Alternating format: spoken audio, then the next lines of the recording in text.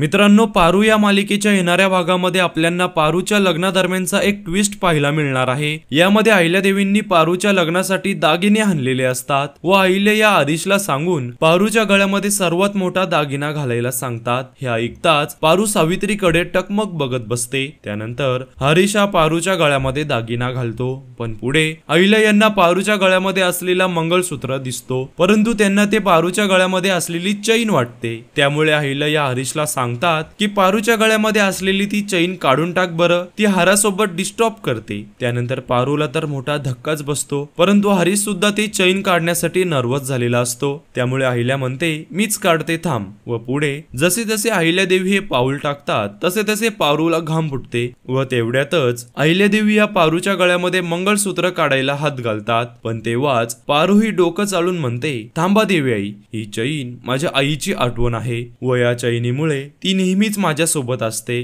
असं खोटं मोठं सांगून अहिल्यादेवींना ती चैन काढण्यापासून पारू ही थांबवते, परंतु पारू हे खोटं बोलत आहे हे दिशाला समजतं व दिशा यावर आता नवीन कारस्थान काय करणार आहे हे आपण पुढच्या व्हिडिओमध्ये पाहूया। तर मित्रांनो, तुम्ही जर चॅनलवर नवीन असाल तर चॅनलला सबस्क्राईब करून ठेवा, जेणेकरून पारू या मालिकेचे लेटेस्ट ट्विस्ट सर्वात आधी तुम्हाला पाहायला मिळतील। धन्यवाद।